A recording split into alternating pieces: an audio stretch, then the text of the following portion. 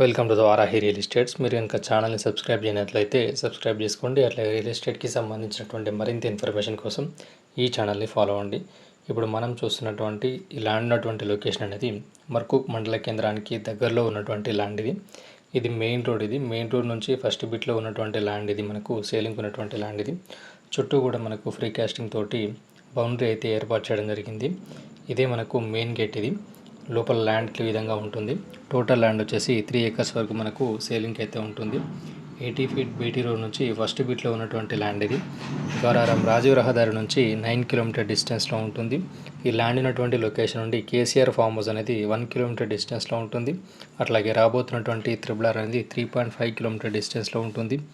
ఈ ల్యాండ్లో మనకు ఒక బోర్వెల్ కూడా అవైలబుల్గా ఉంది. అట్లాగే చిన్నగా మనకు రేకులతోటి షెడ్ అయితే నిర్మాణం చేయడం జరిగింది. ఈ ల్యాండ్ ఉన్నటువంటి లొకేషన్ నుండి షామీర్పేట్ ORR అనేది 35 kilometer డిస్టెన్స్లో ఉంటుంది. అట్లాగే JPS అనేది 55 kilometer డిస్టెన్స్లో ఉంటుంది.